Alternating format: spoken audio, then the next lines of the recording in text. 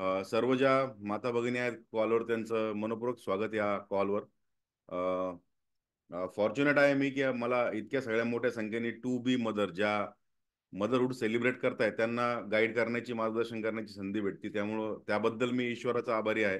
कारण कुठेतरी या नवीन पिढीला घडवण्यामध्ये माझा एखादा शब्द कदाचित तुमच्या त्या होणाऱ्या बाळाच्या प्रारब्धावर, त्याच्या सबकॉन्शियसवर, त्याच्या माइंडवर, त्याच्या विचारांवरती परिणाम करेल अशी अपेक्षा ठेवून या प्रोग्रामला आपण आज सुरुवात करूया.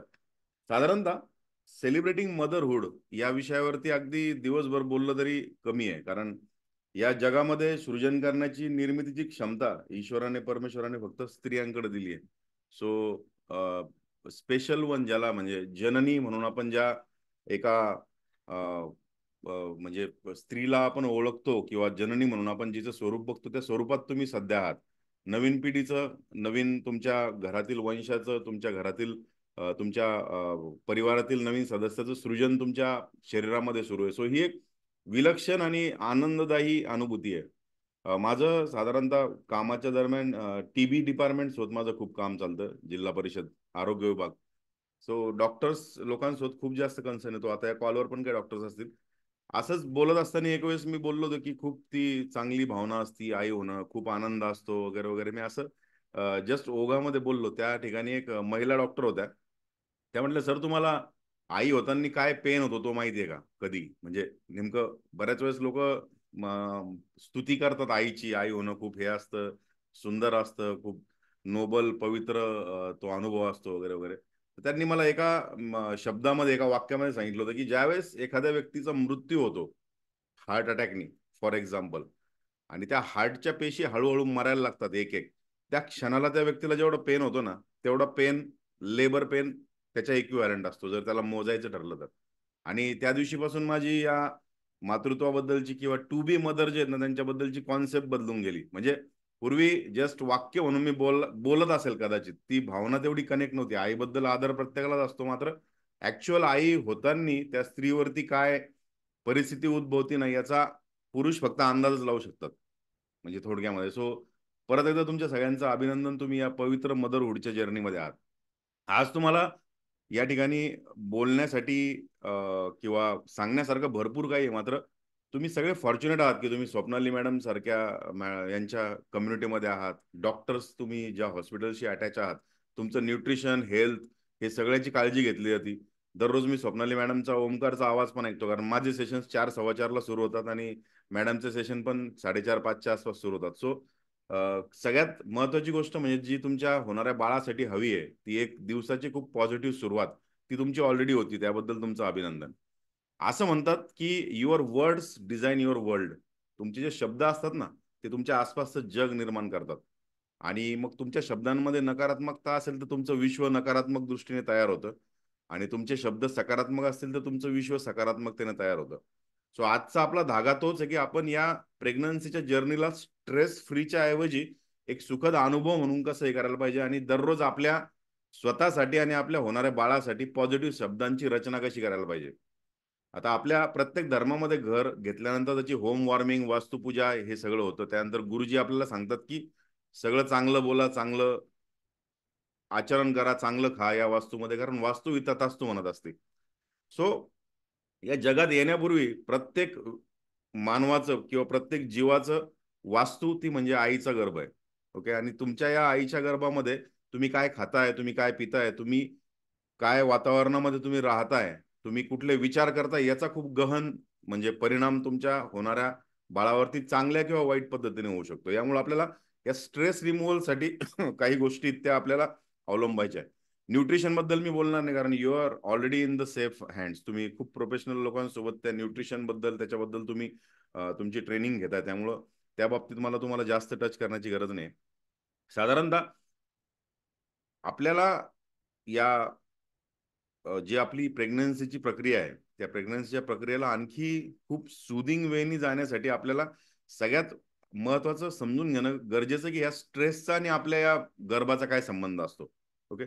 साधारणतः ज्याही वेळेस आपण स्ट्रेसमध्ये असतो, आई होतानीच नाही, तुम्ही कुठल्याही परिस्थितीमध्ये ज्यावेळेस स्ट्रेसमध्ये असतात त्यावेळेस कॉर्टिसॉल नावाचे हार्मोन्स आपल्या शरीरामधून सिक्रेट केले जातात. आणि हे हार्मोन्स काय माहिती का, आपल्या बॉडीला स्ट्रेसचे संकेत आहेत, की स्ट्रेस आला म्हणजे एक हार्मोन हे करायचं, आनंद झाला म्हणजे ॲड्रिनल सिक्रेट करायचं उत्साहासाठी. आपली बॉडी ही सेल्फ हिलिंगसाठी बनलेली आहे. दवाखाने किंवा डॉक्टर्स ही कॉन्सेप्ट अलीकडची 200 वर्षात, समजा आपण तिचा जन्म झाला त्याच्यापूर्वी या सगळ्या गोष्टी प्रत्येक म्हणजे बीपी वाढला तर कुठला म्हणजे बीपी का वाढतो, ताप आल्यानंतर त्याला क्युअर करण्यासाठी कुठलं हार्मोन सिक्रेट व्हायला पाहिजे, हे सगळं आपलं बॉडीच करायची. आणि ती आजही तसंच काम करते. सो ज्याही वेळेस स्ट्रेस येतो, त्या स्ट्रेस नंतर कॉर्टिसॉल सारखे अनेक हार्मोन्स आहेत जे सिक्रेट व्हायला सुरुवात होते आणि आपली बॉडी कन्झर्वेटिव्ह मोडमध्ये जाते. तुमच्या बॅटरीचा पॉवर मोड असतो बघा मोबाईलमध्ये, लो बॅटरी झाल्याच्या नंतर आपण त्याला कन्झर्वेटिव्ह मोडमध्ये एका किंवा बॅटरी सेव्हरमध्ये शिफ्ट करतो. सो या सगळ्या प्रकारची प्रक्रिया आपल्या शरीरामध्ये होते आणि याच्यामुळे काय होतं की आपला जो होणाऱ्या बाळाचा वेट आहे, त्याच्यानंतर त्याचं जे आरोग्य त्याच्यावर याचा परिणाम होतो आणि बऱ्याच वेळेस प्री मॅच्युअर डिलिव्हरी किंवा प्री मॅच्युअर बर्थसाठी पण या सगळ्या गोष्टी, या सगळ्या घटना साधारणतः कारणीभूत असतात. आता याचं जर तुम्ही बघितलं तर सायकोसोमॅटिक पण याचे इफेक्ट्स आहेत. जर तुम्ही खूप जास्त दिवस, खूप जास्त वेळ एका तणावामध्ये राहिले, फिजिकल असेल किंवा तुमचा मेंटल इश्यू असेल, इमोशनल असेल, तर यावेळी काय होतं की आपल्या शरीरामध्ये होणाऱ्या या सगळ्या बदलांचा परिणाम होणाऱ्या बाळावरती पण होतो. सो बऱ्याच वेळेस काय होतं की आपण सगळे चांगल्या फॅमिलीमधनं आहोत 100%. मात्र काही महिलांना आहे ना प्रेग्नन्सीचं प्रेशर असतं. म्हणजे ठीक आहे, घरातून वातावरण चांगलं आहे, सगळा सपोर्ट आहे, हसबंडचा सपोर्ट आहे, सासरचा माहेरचा सगळा सपोर्ट आहे, मात्र स्टील त्या लेडीचा पहिला हा काय म्हणता येईल त्याला, बाळाला जन्म देण्याचा अनुभव असल्यामुळे त्याचंच त्यांना टेन्शन असतंय. सो हे टेन्शन पण तुमच्या म्हणजे शरीरावरती आहे ना हार्मोनल इम्बॅलन्ससाठी कारणीभूत ठरतं आणि याचे परिणाम, दुष्परिणाम होऊ शकतात. मात्र या सगळ्यांना अगदी घाबरून जाण्याची गरज नाही. आपल्याला काय करायचंय, तुम्हाला जस्ट समजून घ्यायचंय की तुमच्या शरीराचं, तुमच्या विचारांचं आणि बाळाचं काय कनेक्शन आहे. बऱ्याच वेळेस या म्हणजे माझ्या सेशनमध्ये पण प्रेग्नंट महिलांचे प्रश्न असतात. त्यांना खूप वेळेस असं वाटतं की आम्ही चांगलं खाल्लं, चांगला आहार घेतला की मग बाळ सुदृढ होणार का, असा प्रश्न असतो. मात्र ज्या प्रकारच्या विचारांमध्ये, ज्या प्रकारच्या साधारणतः वातावरणात तुम्ही राहताय, जे काही फूड तुम्ही घेताय, मेंटल आणि फिजिकल, त्याचा परिणाम पण बाळावर होणार आहे. सो फिजिकल ग्रोथसाठी तुम्ही न्यूट्रिशन घेताय, प्रोटीन्स घेताय, जे काही तुमच्या डॉक्टरनी तुम्हाला प्रिस्क्राईब केलं त्याप्रमाणे तुम्ही तुमचा आहार घेताय. मात्र तुमच्या विचारांसाठी तुम्ही काय आहार घेताय, हा पण तेवढाच महत्वाचा आहे. आपण महाभारतातली कथा ऐकलेली असणार आहे की चक्रव्यूहाची भेदण्याची योजना गर्भामध्ये असताना शिकून एवढं मोठं म्हणजे महाभारतातलं कार्य त्या व्यक्तीला करता आलं होतं. सो तितकीच महान क्षमता आजही प्रत्येक मातेच्या विचारांमध्ये आहे. सो तिचे जे विचार असतील ना त्या प्रकारेच तिचं बाळ घडेल. म्हणून तुम्ही बघाल आपल्याकडे गर्भसंस्कारामध्ये घरात श्रीकृष्णाचे किंवा आपल्या आवडत्या देवदेवतांचे फोटो लावणं, वातावरण प्रसन्न ठेवणं, या सगळ्या त्यातल्याच गोष्टी. कारण गर्भसंस्कारातून आपण जे काही ऐकतोय, आपण जे काही बोलतोय, त्याचा फीडबॅक, त्याचं इनटेक डायरेक्टली आपल्या साधारणतः बाळावरती होत असतं. याला एज्युकेशन इन द वोम म्हणतात. ओके. आणि या गर्भसंस्काराचं जनक भारत जरी असलं तरी आता या प्रोसेसला खूप मोठ्या प्रमाणावरती पाश्चिमात्य देशामध्ये पण साधारणतः याला अवलंबलं जातं. तुम्ही जर बघितलं काही रेफरन्स तुम्हाला द्यायला, कारण गर्भसंस्कार एक काय आपल्याकडे एक वाक्य आहे ना की ते शास्त्र असतं, सगळे करतात म्हणून आपण पण करायचं. मात्र गर्भसंस्कारचा जर तुम्हाला मतितार्थ नाही कळाला तर त्याचा इफेक्ट पण तुमच्यावरती होणार नाही. तुम्हाला एक त्यासाठीचा प्रयोग सांगेल मी की आता जवळपास बऱ्याचशा काऊ फार्म्सला, म्हणजे गोशाळेमध्ये त्यांना गायत्री मंत्र गायींना ऐकवला जातो. ओके. फक्त त्या गायत्री मंत्राच्या आवाजामुळं त्यांच्या दुधाची क्वालिटी, त्यातलं फॅट आणि दूध देण्याचं प्रमाण याच्यामध्ये फरक पडतोय. त्यांच्या वातावरणामध्ये, त्यांच्या मेंटॅलिटीमध्ये फरक पडतोय त्या जनावरांच्या पण. ओके. सो बुद्धी असणारा कदाचित मानव हा एकच प्राणी म्हणजे आतापर्यंत तरी जो एखादी व्हॅल्यू, एखादं ऐकलेला आवाज घेऊन त्याला प्रोसेस करून मग त्याच्या अर्थ तो स्वतः बनवतो. सो आपल्यावरती याचा खूप जास्त परिणाम होतो ज्यावेळेस आपण चांगल्या किंवा वाईट गोष्टी ऐकतो त्यावेळेस. सो या चांगल्या किंवा वाईट गोष्टींचा परिणाम म्हणजे वाईट गोष्टींचा परिणाम कमी करण्यासाठी आणि चांगल्या गोष्टींचा परिणाम जास्त मोठ्या प्रमाणात वाढवण्यासाठी आपल्याकडे मेडिटेशन ही एक साधारणतः एक सोपा उपाय आहे. ओके. तुम्ही ओंकाराने सुरुवात करतात, आजची प्रार्थना बघितली मी, दॅट्स व्हेरी गुड. सो या ओंकाराच्या व्यतिरिक्त तुम्हाला मी आज सबकॉन्शियस माइंडचे काही फॅक्ट्स तुम्हाला मी या ठिकाणी दाखवणार आहे, ज्या फॅक्ट्स मधून तुमच्या लक्षात येईल की what your subconscious mind can do. तुमच्या सबकॉन्शियस माइंडमुळे तुम्ही तुमच्या अगदी होणाऱ्या बाळाला हवं तसं घडवू शकता, इतकी ताकद त्याच्यामध्ये आहे. सो मला तुम्हाला एक छोटासा प्रयोग आता दाखवायचा. तुम्ही सगळ्यांनी प्लीज क्लोज युअर आईज, डोळे बंद करा. पाठीचा कणा तुमचा होईल तेवढा सरळ ठेवा, डोळे बंद, संपूर्ण लक्ष तुमच्या श्वासांवर. आणि मी सांगेल त्या गोष्टी तुम्हाला फक्त इमॅजिन करायच्या आहे.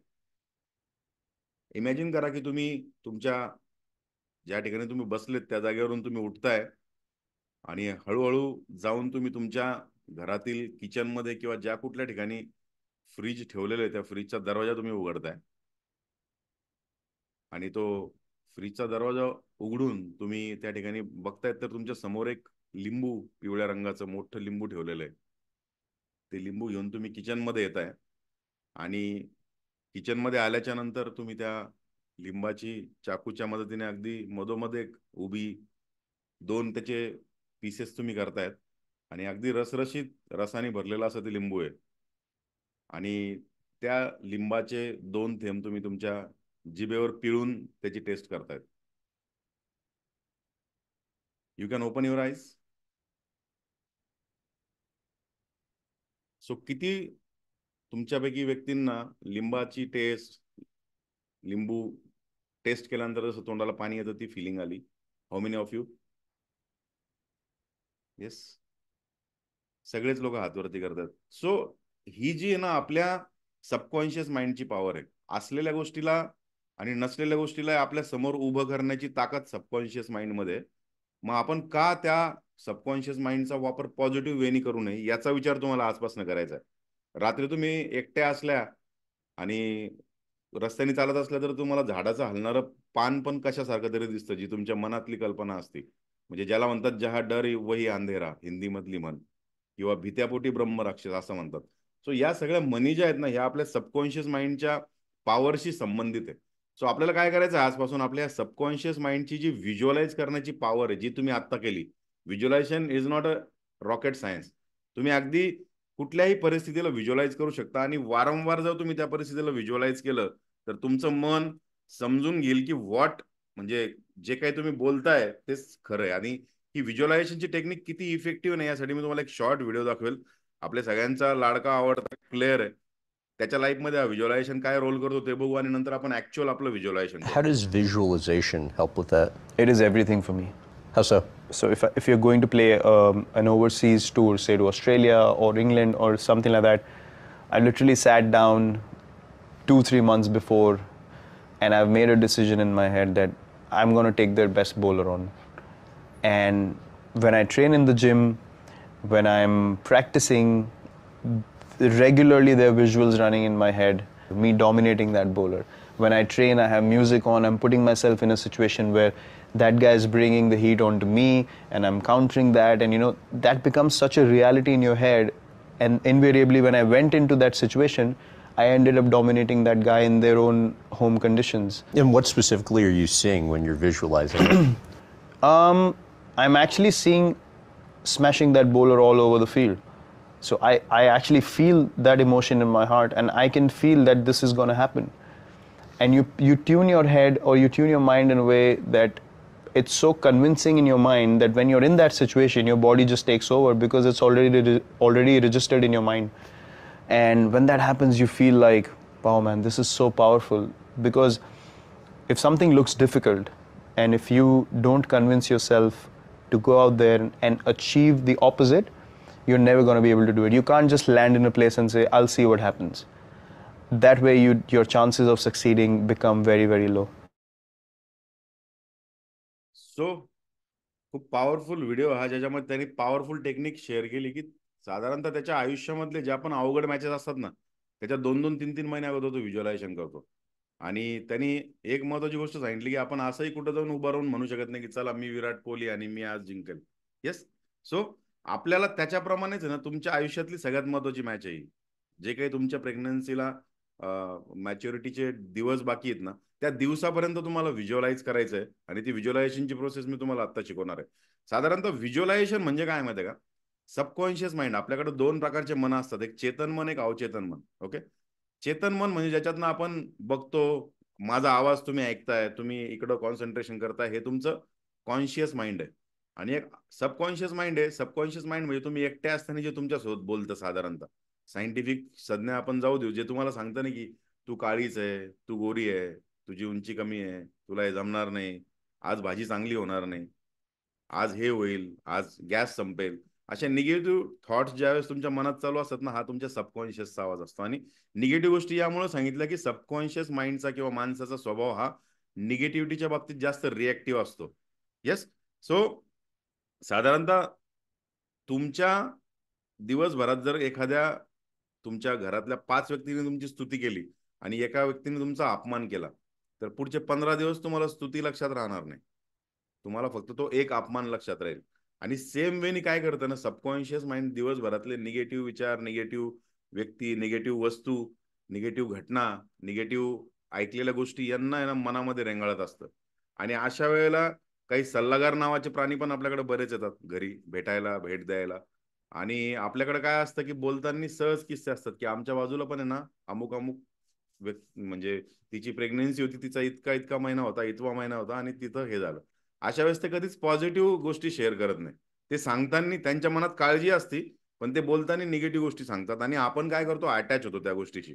डॉक्टर्स जर या कॉलवर असतील तर ते कोरिलेट करू शकतील याला खूप चांगल्या प्रकारे. कारण MBBSच्या फर्स्ट सेकंड इयरला ज्यावेळेस बॉडी डिटेक्शन वगैरे त्यांना शिकवायला सुरू होतं, आजार शिकवणं सुरू होतं ना, तो प्रत्येक आजार त्यांना होतो अक्षरशः. त्याला ते अनुभवतात असं मी डॉक्टरांकडून ऐकलेलं आहे. म्हणजे जे सिमटम्स त्यांना अनुभवायला लागतात शरीरामध्ये. सेम आपल्या सबकॉन्शियस माइंडचं होतं. त्याला जर एखादी गोष्ट कॉन्शियसली लक्षात आली की बाबा प्रेग्नन्सीमध्ये चिंचा खाव्या वाटतात, तर त्या स्त्रीला कदाचित चिंचेचे डोळे नाही लागले तरी पण तिला खायला वाटतील. अशाच निगेटिव्ह गोष्टीच्या बाबतीत पण ते सबकॉन्शियस विचार करतं. सो आपल्याला काय करायचं, आजपासून स्टेप बाय स्टेप या कॉन्सेप्टच्या माध्यमातून सबकॉन्शियसला ट्रेन करायचं. कारण आपले 95% थॉट्स आणि इमोशन्स किंवा आपले जे बिहेवियर्स आहे, कशाचा आपल्यावर परिणाम होतो ना, हे सबकॉन्शियस माइंडमधनं क्रिएट केलं जातं. आणि प्रेग्नन्सी सुद्धा साधारणतः बऱ्याच म्हणजे 7 चक्र मेडिटेशनमध्ये आम्ही पण शिकवतो किंवा सांगतो. साधारणतः आपलं जे दुसऱ्या क्रमांकाचं चक्र आहे स्वादिष्टान चक्र, त्याच्यातल्या नुसत्या ऊर्जेच्या अवरोधामुळे काही लोकांना 10-10, 15-15 वर्ष कन्सिव्ह होत नाही. सगळे रिपोर्ट्स नॉर्मल येतात. मात्र त्यांच्या स्वादिष्टान आणि स्वादिष्टान चक्राचं सगळं मेडिटेशन मेंटल आहे. म्हणजे साधारणतः सबकॉन्शियसवरच आहे, तर कुठलाही उपाय नाही, काहीच नाही. आणि ते मेडिटेशन 10, 15, 20, 21 दिवस केलं की लोकांना रिझल्ट येतात. कारण त्या सबकॉन्शियसवर त्याचा परिणाम होतो त्या मेडिटेशनचा.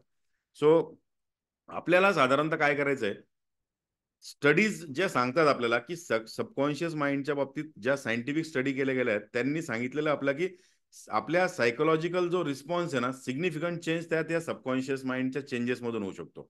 फॉर एक्झाम्पल आपण एक जर्नल आहे ज्याच्यामध्ये सायकोमॅट्रिक रिसर्च नावाचं जर्नल आहे, त्याच्यामध्ये काय दिलं होतं की पॅरेंटल जो स्ट्रेस आहे तो आपल्या गर्भाच्या डेव्हलपमेंटवरती पण परिणाम करतो. की मुलगा झाल्यावर काय होईल, मुलगी झाल्यावरती काय होईल, मुलाच्या संगोपनासाठी काय करायचं, बाळाच्या संगोपनासाठी काय करायचं, हे नुसते विचार पण त्या गर्भावरती परिणाम करतात. सो आपल्याला जास्त काही अवघड गोष्टी करायच्या नाही.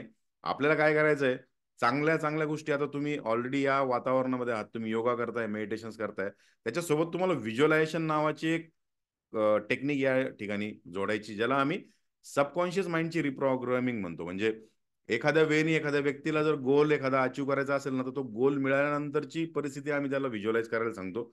आणि 20-21 दिवसाच्या नंतर त्याचं माइंड त्याला मान्य करायला लागतं आणि त्याच्या ऍक्शन्स त्याप्रमाणे व्हायला लागतात. म्हणजे साधारणतः तुमचे पॉझिटिव्ह थॉट्स आणि तुमचं व्हिज्युअलायझेशन याचं कॉम्बिनेशन जेव्हा होईल ना, त्यावेळेस हेल्दी एन्व्हायरमेंट तुमच्या मनामध्ये क्रिएट होईल, ती शरीरामध्ये क्रिएट होईल आणि बाळासाठी पण त्या टाईपची एक साधारणतः वातावरण आपण स्वतः तयार करणार आहोत. ह्या सगळ्या गोष्टी ज्या मी तुम्हाला सांगतो, ह्या based on law of attraction आहे. लक्षात घ्या, आपल्या लाईफमध्ये सगळ्यात महत्वाचा जो जर काही ऍसेट असेल ना, दॅट इज युअर फोकस. सगळ्यात महत्वाची कमोडिटी. कोणी म्हणाल पैसा आहे, नॉलेज आहे, ते नाही आहे. कारण लॉ ऑफ अट्रॅक्शन काय सांगतो की where focus goes energy flows. तुमचा फोकस जर एका हेल्दी बेबीवरती कॉन्सन्ट्रेट झाला ना, तर तुम्ही हेल्दी बेबीज कन्स्यू करणार. आणि हेल्दी बेबी होण्यासाठी ज्या ज्या गोष्टी लागतात त्या त्या गोष्टी आपल्या साधारणतः मनामध्ये आणि मेंदूमध्ये आणि शरीरामध्ये ऍक्शन सुरू होतील. तुम्हाला त्याचं उदाहरण जर सांगायचं तर एक टेक्निकल भाषेमध्ये, आपला जो मेंदू असतो, मेंदूमध्ये मानेला जोडणारा जो एक स्नायू आहे, एक पार्ट आहे, त्या ठिकाणी RAS नावाची एक सिस्टम असते. त्याला रेटिक्युलर ऍक्टिव्हेटिंग सिस्टम म्हणतात. ओके. याचं काम काय असतं की माणसाच्या आयुष्यामध्ये त्याला ज्या महत्वाच्या गोष्टी त्यांच्यावर त्याचा फोकस हे करणं. कारण आपण एका दिवसात 70,000 विचार करतो, आपण अनेक गोष्टी वस्तू बघतो. सगळ्या विचारांना आणि आवाजांना त्यांना आपण एकत्र प्रोसेस करायला लागलो तर आपला ब्रेन हँग होईल आणि आपण वेडे होऊ जवळपास, म्हणजे साध्या भाषेत. ते होऊ नये म्हणून या RASचं काम काय असतं की इम्पॉर्टंट गोष्टींवरती लक्ष फोकस करणं. आणि हे सगळं तुम्ही पण अनुभवलं असेल. तुम्ही आठवून बघा, तुमचं लग्न ठरायचं होतं किंवा लग्न ठरलं असेल त्याच्यानंतरचे 15-20 दिवस, किंवा तुम्ही कधी प्रेमात पडले असतील, त्यावेळेस तुम्हाला जळी स्थळी काष्टी पाशाणी तोच व्यक्ती दिसला असेल, नसताना त्याचा भास झाला असेल. किंवा दुसरं सिंपल उदाहरण देतो की तुम्ही गाडी एखादी बुक करण्याचा प्रयत्न केला किंवा तुम्ही गाडीची टेस्ट ड्राईव्ह घेतली, त्याच्या सेकंड डे पासून तुम्हाला त्याच सगळ्या गाड्या दिसायला लागतील सगळीकडे. किंवा तुम्ही एखाद्या सिरियलमध्ये एखाद्या हिरोईनच्या मॉडेलच्या अंगावर दागिना बघितला, साडी बघितली, किंवा तुम्ही ती साडी घेतली त्यानंतर तुम्हाला त्याच साड्या घातलेल्या लेडीज दिसायला लागतील. मग याच्यापूर्वी त्या साड्या नव्हत्या का, ती गाडी नव्हती का, ते सगळं होतं, पण तुमच्या RAS साठी ते महत्वाचं नव्हतं. सो RAS मध्ये गाडी महत्वाची, हा थॉट बसला की गाडीच दिसेल. RAS मध्ये तुमचं एखाद्या व्यक्तीवर प्रेम आहे हे जर महत्वाचं त्या RAS ला कळालं तर तुम्हाला सगळीकडे तोच व्यक्ती दिसेल. आणि आता आपल्याला काय करायचं की आपल्या RAS मध्ये 100% एका हेल्दी बेबीलाच बसवायचंय. तुम्हाला सगळीकडे हेल्दी बेबीज दिसेल आणि हेल्दी बेबी होण्यासाठीच्या ऍक्टिव्हिटी तुम्ही करायला लागाल. आणि आपली बॉडी याच्यावर कसं रिॲक्ट करते याचं पण तुम्हाला सिंपल उदाहरण देईल. कारण जोपर्यंत तुम्हाला या प्रोसेसचं इम्पॉर्टन्स कळणार नाही तोपर्यंत तुम्ही या प्रोसेस सिरियसली घेणार नाही. आता तुम्ही बसलेले आहात त्याच जागेवर, तुमचं जे काही वेट आहे, ऑफकोर्स तुमचं वेट आता वाढलेलं असणार आहे बिकॉज ऑफ प्रेग्नन्सी. तर तुमचा जो शरीराचा भाग जमिनीला, खुर्चीला, गादीला टेकतोय त्या ठिकाणी तुम्हाला थोडंसं प्रेशर फील होतंय का? इमॅजिन करून सांगा मला. तुम्हाला आसपासचा थोडासा आवाज किचन मधला, टीव्हीचा, फॅनचा यायला लागलाय ना आता? 5 सेकंदापूर्वी हा आवाज तुम्हाला येत होता? 10 सेकंदापूर्वी, म्हणजे आपण ज्यावेळेस हा विषय नव्हतो बोलत तोपर्यंत डेफिनेटली येत नव्हता. कारण तुमचं RAS या टीव्हीच्या, मोबाईलच्या, लॅपटॉपच्या स्क्रीनवरती कॉन्सन्ट्रेट झालं होतं. म्हणजे शरीराने सांगितलं होतं की हे काहीतरी महत्वाचं चालू आहे, जे काही सुरू आहे हेच बघायचंय. आणि तुम्हाला होणाऱ्या संवेदना पण जाणवत नव्हत्या. सेम वेनी तुमच्या बेबीच्या मॅच्युरिटीला पुढचे जे काही दिवस बाकी आहेत ना, तोपर्यंत तुम्हाला तुमच्या सबकॉन्शियसला हिप्नोटाईज करायचं थोडक्यामध्ये. आणि सगळ्या चांगल्या गोष्टींसाठी करायचं. आणि त्यासाठी आपण एक मेडिटेशन करणार आहोत. त्या मेडिटेशन पूर्वी तुम्हाला एक 4 म्हणजे टेक्निक्स मी तुम्हाला सांगेल मॅनिफेस्टेशनच्या. लॉ ऑफ अट्रॅक्शन मधून मॅनिफेस्ट करणं म्हणजे माझ्या मनासारखी गोष्ट घडवणं किंवा मिळवणं.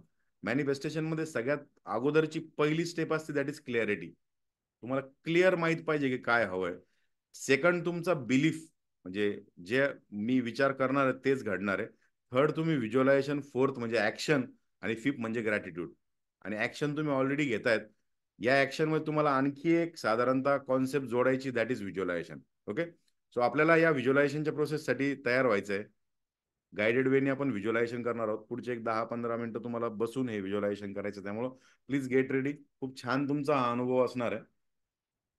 Close your eyes. जर तुम्हाला रूम लाईटचा त्रास होत असेल तर तुम्ही रूम लाईट्स बंद करायला सांगू शकता किंवा तुम्ही बंद करू शकता. चष्मा, घड्याळ, दागिने काही असतील तुमच्या अंगावर ज्यांचं तुम्हाला कॉन्शियसली जाणीव होती ते तुम्ही काढून टाकू शकता. कारण आपलं संपूर्ण लक्ष आवाजावर आणि या मेडिटेशनवरती असायला पाहिजे. That is the only goal पुढच्या या 15 मिनिटाचा. Yes, please close your eyes. डोळे आपल्याला बंद करायचे आहेत आणि आपल्याला स्क्वेअर ब्रिदिंग करायची आहे काही क्षण. स्क्वेअर ब्रिदिंग म्हणजे जेवढा वेळ तुम्ही श्वास घ्यायला लावतायत तितकाच वेळ त्या श्वासाला होल्ड करायचा आहे. तितकाच वेळ त्या श्वासाला तुम्हाला बाहेर काढण्यासाठी वेळ घ्यायचा आहे. आणि पुढचा श्वास घेण्यापूर्वी परत तितका वेळ तुम्हाला होल्ड करायचा तो श्वास शरीराच्या बाहेर.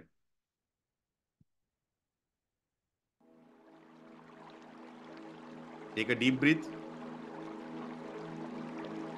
Hold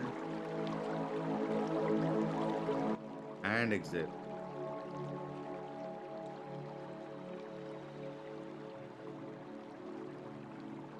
Take one more deep breath.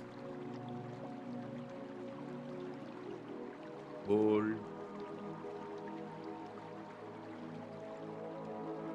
and exhale.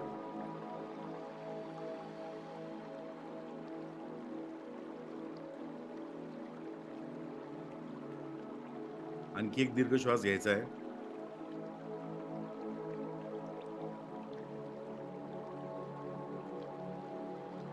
त्याला होल्ड करायचं आहे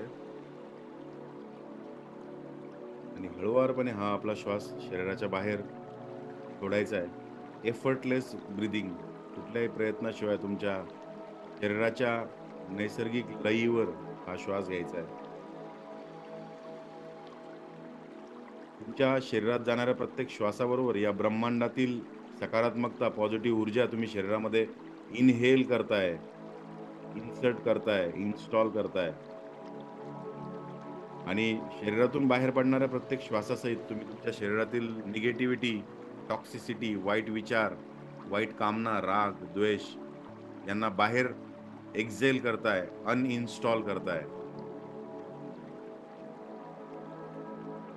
शरीरात येणारा प्रत्येक श्वास तुमच्या शरीरातील प्रत्येक पेशीला स्वच्छ, शुद्ध आणि स्ट्रेंथन करतोय, तिला ताकद देण्याचं काम करतोय. आणि शरीरातून बाहेर पडणारा प्रत्येक श्वास तुमच्या शरीरातील निगेटिव्हिटी, आजार, अशक्तपणा यांना घेऊन बाहेर पडतोय.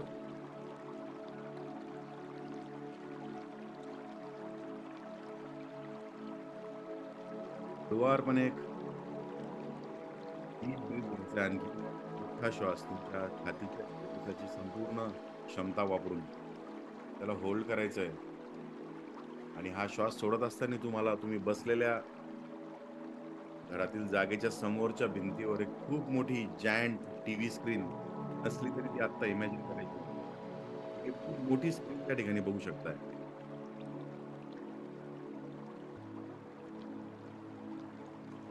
आणि या स्क्रीनवर तुम्हाला एक अतिशय सुंदर तुमचं जे आवडतं ठिकाण आहे, एखादं गार्डन असेल, निसर्गाचं सानिध्य, डोंगर, दरी, नदी, समुद्र किनारा, असं दृश्य तुम्हाला त्या ठिकाणी दिसतंय. या ठिकाणच्या त्या थंडगार वाऱ्याची झुळक तुम्ही आता सध्या तुमच्या गालांवर फील करू शकताय.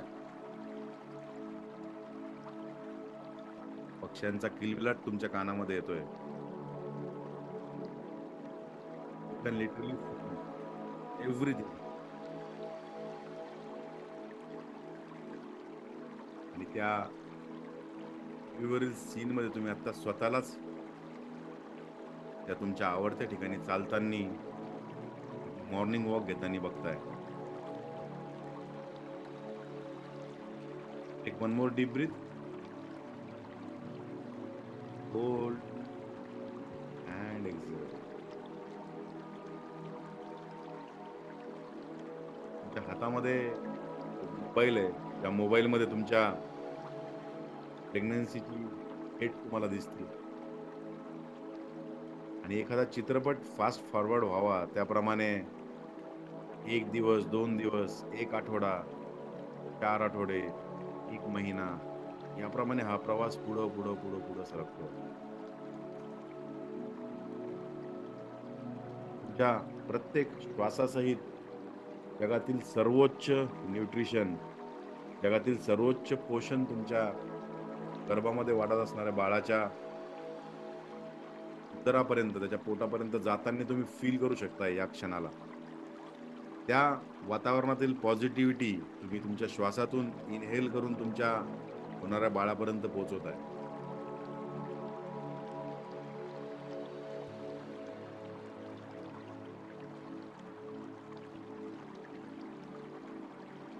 एक वन मोर डीप ब्रीथ. 1 आठवड्यानंतर, 1 महिन्यानंतर तुमची होणारी सोनोग्राफी, तो दिवस तुम्ही त्या स्क्रीनवर आत्ता बघताय. तुमच्या कन्सल्टिंग डॉक्टर, फिजिशियन, गायनेकॉलॉजिस्ट यांच्याकडे तुम्ही गेलेले आहात आणि अतिशय स्माइलिंग फेसनी तुमचा परफेक्ट रिपोर्ट तुम्हाला डॉक्टर डिस्क्राईब करतायत. वेइंग मशीनवर तुम्ही वजन बघताय. गेल्या महिन्यातील वजनापेक्षा पॉझिटिव्ह पर्सेंटेजनी हे वजन वाढलेलं आहे. तुम्ही खाली वाकून वजन काट्याकडे बघू शकता परत कन्फर्म करायला. वजन काटा तुम्हाला दिसत नाहीये. तुमच्या सोबतची व्यक्ती तुम्हाला तुमचं वजन कन्फर्म करते की yes, you have a healthy weight gain.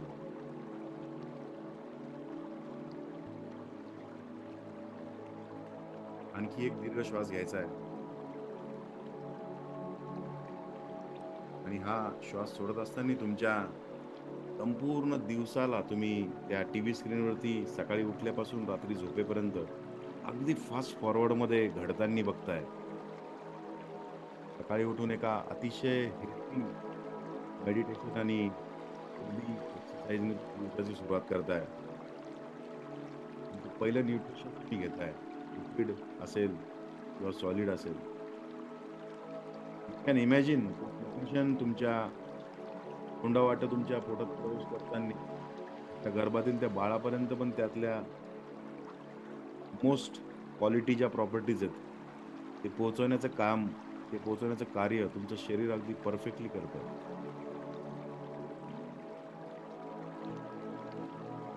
तुम्ही बघितलं नसेल तरी त्या बाळाच्या गर्भातील बाळाच्या चेहऱ्यावरील स्माइल तुम्ही फील करू शकताय. He is happy, he is smiling, he is growing. गर्भ वाढतोय, तो गर्भ एन्जॉय करतोय.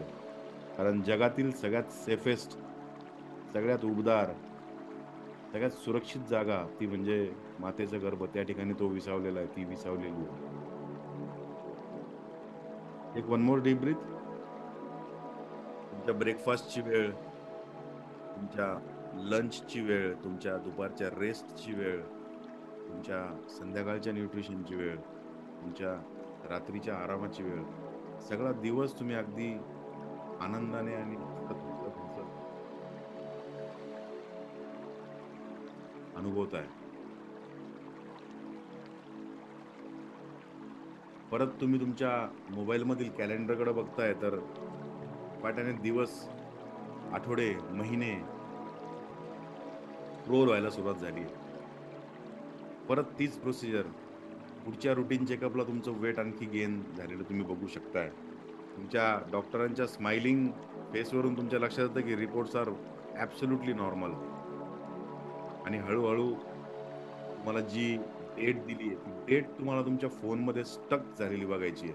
ती कॅलेंडर फिरत असताना एका तारखेवर तुमचं ते कॅलेंडर थांबलेलं आहे. जी डेट तुम्हाला डिलिव्हरीसाठी या बाळाला या जगामध्ये आणण्याचा दिवस म्हणून तुम्हाला दिली गेलेली, त्या दिवसावर तुमची तारीख थांबलेली आहे. तो दिवस तुम्हाला इमॅजिन करायचा आहे.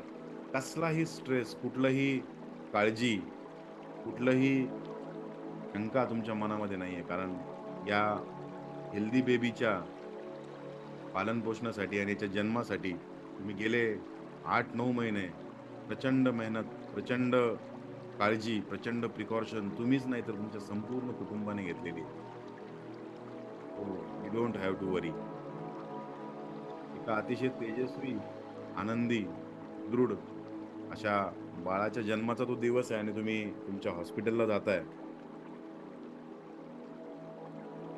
अतिशय आनंदाने, अतिशय विश्वासाने त्या हॉस्पिटलमध्ये तुम्ही जातायत. आणि काळजीचं कारणच नाही, कारण गेल्या 8-9 महिन्यांपासून तुमच्या प्रत्येक आठवड्याच्या ग्रोथची, प्रत्येक क्षणाची काळजी, माहिती या डॉक्टरांनी घेतलेली. त्यामुळं don't have to worry. You are in safe hands.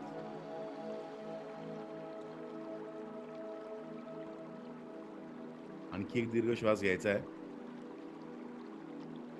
आणि हा श्वास सोडत असताना तुम्ही वरती आकाशातून अतिशय पांढऱ्या लख्ख रंगाचा एक लेझर बीम, एक प्रकाश तुमच्या शरीराकडे झेपावताना तुम्ही बघताय.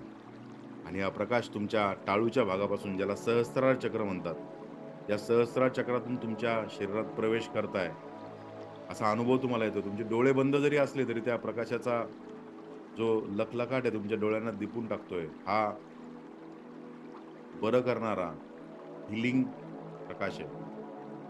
हळूहळू हा प्रकाश तुमच्या कपाळाच्या भागात, ज्या ठिकाणी तुमचं आज्ञा चक्र आहे, इकडनं तुमच्या घशापर्यंत ज्या ठिकाणी तुमचं विशुद्ध चक्र आहे, इथनं तुमच्या छातीमध्ये ज्या ठिकाणी तुमचं हृदय चक्र, हार्ट चक्र आहे, हळूहळू तुमच्या मणिपूर चक्रापर्यंत आणि मणिपूर चक्रातून तुमच्या नेत्रीच्या भागामध्ये ज्या ठिकाणी गर्भ तुमचा विसावलेला आहे, त्या गर्भापर्यंत येऊन तो प्रकाश अतिशय प्रकाशमान होऊन त्या आपल्या होणाऱ्या बाळाला ईश्वरीय शक्ती, ज्या कुठल्या शक्तीला तुम्ही मानता त्या शक्तीचा पवित्र आशीर्वाद देतोय. आणि हळूहळू हा प्रकाश खाली स्वादिष्टान चक्र आणि त्यानंतर मूलाधार चक्र, तुमच्या मणक्याच्या हाड्याचा शेवटचा भाग, ज्याला माकड हाड म्हणतो, तिथनं हा पृथ्वीमध्ये जातो आणि तुमचं मूळ पृथ्वीशी घट्ट रोवण्याचं हे काम करतो. या मूलाधार चक्राचा गुणधर्म आहे स्ट्रेंथन अँड नरिशमेंट. त्या मूलाधार चक्रातून तुम्हाला सतत नॅरिशमेंट भेटतीये आणि ती नॅरिशमेंट आज तुमच्या बाळाच्या स्वरूपामध्ये या जगात प्रवेश करणार आहे. आणखी एक डीप ब्रीथ घ्यायचा आहे. या श्वासाच्या नंतर तुम्ही तुमच्या डोळ्यासमोर त्या टीव्ही स्क्रीनवरती अतिशय पांढरा उजेड तुम्ही अनुभवता. तुम्हाला काहीच दिसत नाहीये. यू कॅन जस्ट फील काहीतरी चमकतंय. आणि हळूहळू हळूहळू तुम्ही त्या चमकणाऱ्या स्क्रीन मध्ये काय दिसतंय हे बघण्याचा प्रयत्न करता. तुमच्या डोळ्यांना त्रास होतोय तरी देखील तुम्हाला ते बघायचंय. What is there. आणि ज्याप्रमाणे आपण कॅमेऱ्याची लेन्स झूम करतो त्याप्रमाणे झूम करत करत करत करत तुम्हाला हळूहळू ते चित्र स्पष्ट व्हायला लागतं.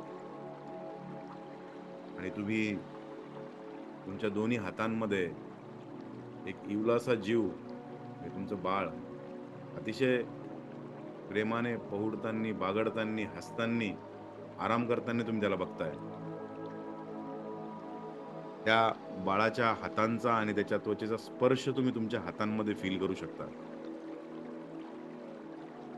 अगदी तुम्ही त्याच्या जवळ तुमचं चेहरा नेऊन तुम्ही जर बघाल तर त्या गर्भातून तुम्ही स्वतः निर्माण केलेल्या त्या बाळाचा एक वेगळाच गंध तुम्ही आता अनुभवताय. आणि तुमच्या कानावरती आसपास जे तुमच्या फॅमिलीचे मेंबर्स आहेत त्यांच्या अभिनंदनाचा वर्षाव पण तुम्ही ऐकताय. प्रत्येक व्यक्ती त्या बाळाच्या चेहऱ्यावरची स्माईल बघून हसतोय. गेल्या 8-9 महिन्यामध्ये केलेली तारेवरची कसरत सगळ्यांना त्याचं फलित झाल्याची अनुभूती आता येते आणि खूप आनंदाने तुम्ही त्या बाळाला बघताय. You can feel his touch.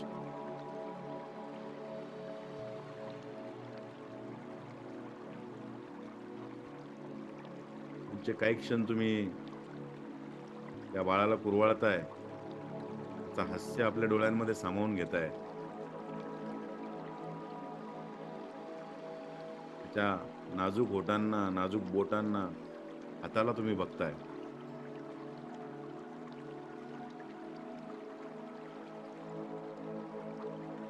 आणि आनंदाची एक वेगळीच लहर, वेगळंच व्हायब्रेशन, एक वेव तुमच्या संपूर्ण शरीरातून पास होते की yes, I have done it. माझं बाळ माझ्या हातामध्ये आहे. स्वच्छ, स्वस्थ, सुरक्षित आणि तेजस्वी. अगदी मी जसा विचार केला होता तसंच. आणखी एक दीर्घ श्वास घ्यायचा आहे. आणि हा श्वास सोडत असताना या युनिव्हर्स, ज्याला आपण ब्रह्मांड म्हणतो, ज्याला सर्वशक्तिमान शक्ती आपण मानतो, ज्या शक्तीला तुम्ही मानता त्या शक्तीचे तुम्हाला मनपूर्वक आभार व्यक्त करायचे की thank you, thank you for this experience. त्या डॉक्टरांचे, हॉस्पिटलच्या संपूर्ण स्टाफचे, तुमचे ट्रेनर्स, तुमचे कोचेस, तुमचे फिजिशियन, न्यूट्रिशनिस्ट, फॅमिली, या सगळ्यांचे आभार तुम्हाला व्यक्त करायचे. कारण या सगळ्यांच्या सहकार्याने तुम्ही एका हेल्दी बेबीला जन्म दिलाय.